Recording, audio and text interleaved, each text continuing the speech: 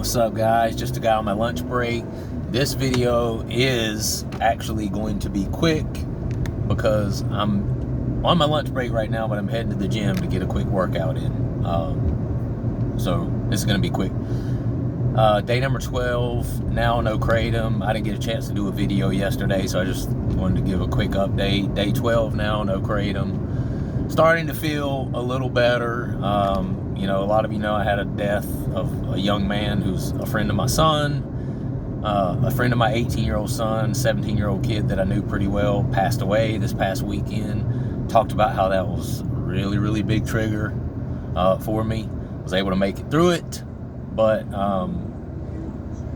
nonetheless, the load, the weight of it is starting to let up a little bit as I've had time to kind of process it and accept it. And, you know, it sucks, it's horrible, but at the same time, you know, I can't let it take me off of my mission to get clean off of Kratom, right? Because that's part of the whole thing with this, is that we have to learn to start dealing with life on life's terms. You know, that's one of the main things you learn in recovery and therapy when it comes to drug addiction and self-improvement regarding drug addiction, is life on life terms. You know, you don't use some trigger, well, I was gonna quit, but then this happened and it just made me want to do it again. So oh well, it is what it is. Got to be harder on yourself than that, you know. And I'm trying to be. But you know, now that I've accepted it, it is what it is. You know, been through 4 or 5 days of processing, you know, that trigger, and you know, as sad as it is, I'm starting to move on from it. I'm starting to feel a little bit better. You know, and the few rough days that I was having there absolutely had to do with, well, let me put it this way. My cravings increased by about 1,000%, okay? When that happened, when I found out that young man passed away this past Friday, and I had about a good, real rough 3 days of thinking about Kratom quite a lot, to be honest.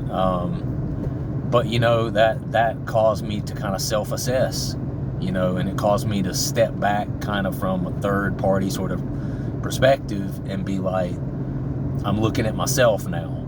You know, this is part of your behavior. This is part of what drives you to continue taking stuff like this when you have some sort of stress or some sort of trigger or something, you know, traumatic. You know, it didn't happen to me directly, but this is absolutely traumatic. You know, this kid's been over at my house and eaten dinner multiple times, and I have tons of sparring footage on my other YouTube channel of this kid sparring in my garage at my home with my son and with another friend. So this was he's eating dinner at my house, guys. We shared food with this kid, so it's just it was absolutely traumatic, but it caused me to step back and look and say, that's one of those things that keeps you using.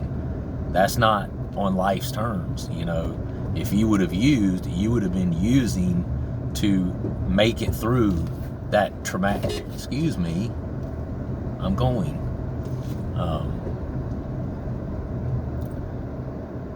Anyway, the guy almost pulled out in front of me and got me off track. But no, that's basically it, guys.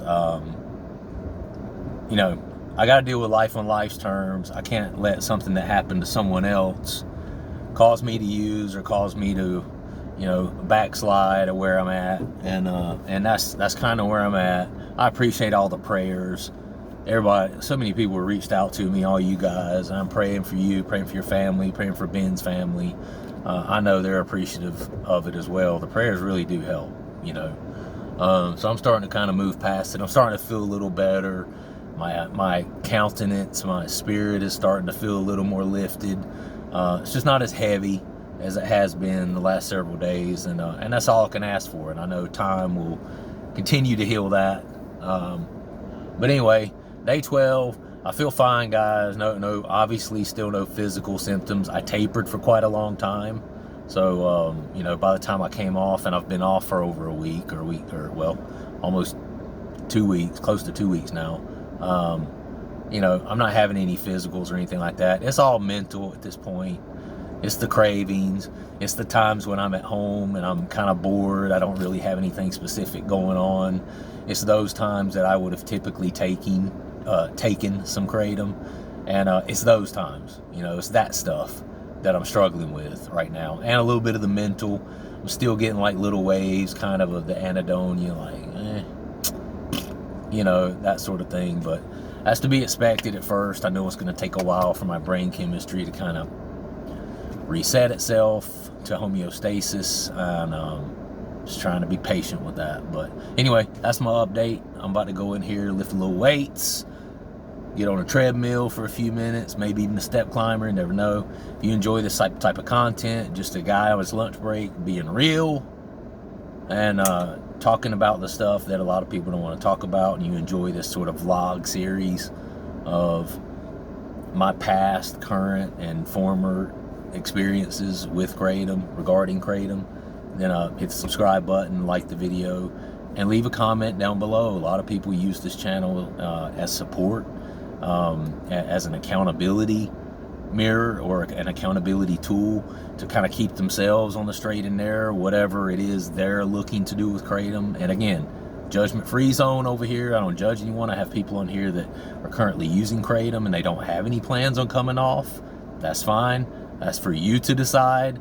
I'm not on here to tell anybody they should or should not do one thing or the other. You guys know that. That's just the type of person I am. I feel like if you push stuff on people, it pushes people away. If you push, they get pushed away. And I've always been that way. And I have this mindset of also that if you have a problem with a substance, nobody can tell you that. It has to come to a point where you learned it, you accepted it. Okay, I can't control this substance. I need to do something about this. And then you make the decision. 1 million people plus 1 million doctors can all stand at one time and point at you and say, hey, you're a drug addict, you're this and you're that. It ain't gonna make a shit to you in your world until you say, okay, this has caused me this negative consequence, that negative consequence. I do have an issue here. I want to fix it. Then, only then, you can start to address the issue. Because if you don't think you have an issue, well, what then? You don't have anything to fix, right? Pretty simple equation. You don't have a problem. What's the point in fixing it? Fix what? I don't have a problem. There's nothing to fix, right? Which is why the very first step in any 12-step program is what?